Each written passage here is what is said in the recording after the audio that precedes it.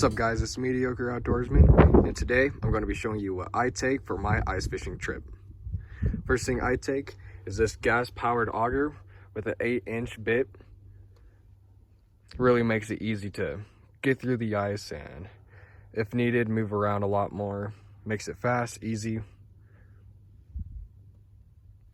Then after I'm done drilling holes, it's nice to have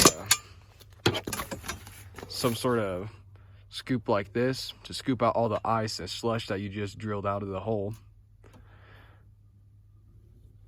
Then next thing I got is a Eskimo ice hut.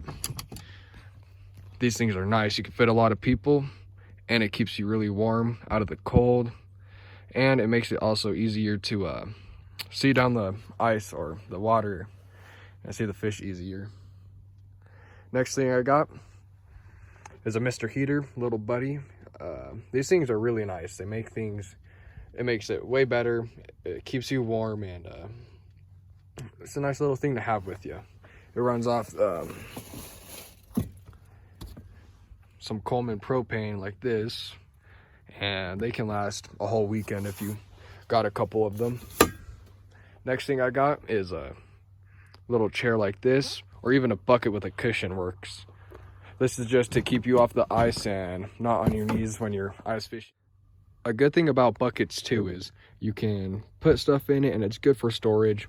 Same with this chair right here. It has some bags on the bottom of it that you can fill up. Just makes it easier for carrying around, and it uses up storage really good. Next is some type of cleat. These ones are cheap little Walmart ones. If you're anywhere where the winters have ice and stuff, Walmart, Sportsman's, anywhere really would have them. What I also bring are some water resistant type gloves.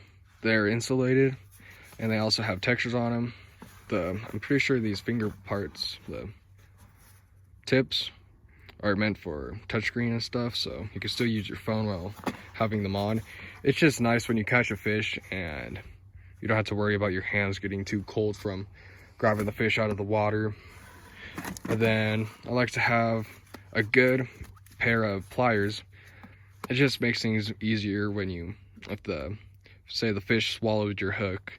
It's easier to use these than trying to pry your fingers down and pull it out.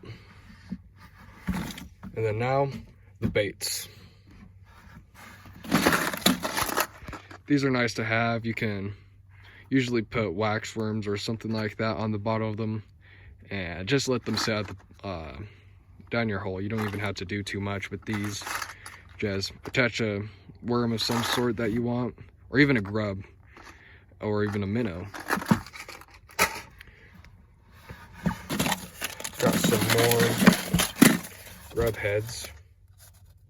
As you can see on this one, it tells you on the back what you can do with them. And that goes for the jig heads over here. And honestly, it just depends on where you go for colors. I usually have very bright neon type colors, plain colors, then white colors. I don't even think that's a thing, but anyways, hooks just in case. The next thing I like to use are the Swedish pimples. These things are nice. I usually use them for walleye fishing, but it says that you can use them for walleye, trout, salmon, bass, pike, perch, and even crappie.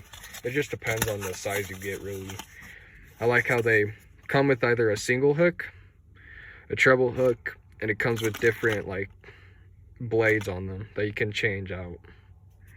It makes it, I don't know, it's just good. Got some more slow poke jigs. On these slow poke jigs, I like to just, like in the picture right here, put a worm through it, or even a grub. I ain't really used a minnow before, so I'll probably try that this year at some point. Some more Swedish pimples. And I like to get a wide variety of colors for all my baits, because if one's not working, it's nice to just switch up and try a different one. Some more different colored grub heads. Some Swedish pimples.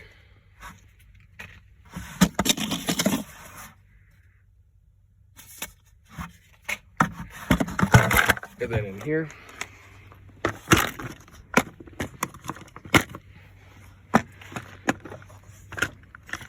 these are nice because on those grub heads, when they paint them, they usually don't poke the holes out for where you put the line through. So you're gonna have to use this and just clean out that hole right there. And here, have a glow spoon sticks. I kind of was just experimenting with these ones just to see if they worked, and I never had too much luck with it. Kind of like an as seen on TV type of thing. Never really worked for me. But what does work really well are these little Rapalas right here. Those things work really good. Got a bunch of them in here. Blades work good, spoons. Just depends on what you're going for. While I really like these kind of spoons, those Rapalas right there. Jig heads with wax worms on it. They go crazy for those too. Trout like these, I'm pretty sure. It all just depends on what body of water you're going for, because it's different everywhere you go. Because maybe trout like this and walleye don't, or you go somewhere else and panfish like this and trout don't. Trout go for more of these. It all just depends where, when, and how you're trying to fish. Your outcome would come out.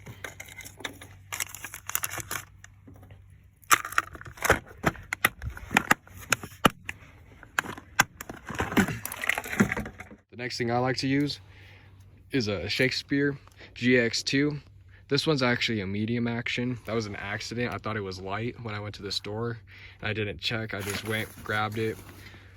It's good, it'll work, but I'd prefer light action just because it's more sensitive and you can feel everything at the bottom. But with an ice hut, it's easy just to look right down in the water and see what your bait's doing most of the time. But this will work. I have 6-pound fluorocarbon on it. I like to use fluorocarbon on almost anything really, unless there's pike or muskie around, because fluorocarbon is just, it sinks a lot faster, and I just always was using it. I would always just use it, I should say. A good place to go that I always find all my stuff at most of the time is Sportsman's. It's where I get all my Swedish pimples. I just went there yesterday and grabbed some more things. This year I'm going to try some shrimpos. I'm pretty sure I could catch some trout, perch, and even some panfish, crappie. Won't be too bad. And I also saw these paddle bugs. They're a little interesting to look at, but honestly, I think they will work perfectly fine. Then some more jigging wraps. Got this one. It's more of a forget what they call it. A shad. Looks more like a shad. And here's the line I got. It's kind of meant for it, I guess you could say, for ice fishing. I mean, it is called fluoro ice. It was in the ice fishing section. Then I got some more different colors of these paddle bugs by Eagle Claw. Eagle Claw is usually good. They do make a lot of cheap things though, so it's a hit or miss on a lot of their things. Then I got some nymph jigs. Nothing too crazy or too big or heavy.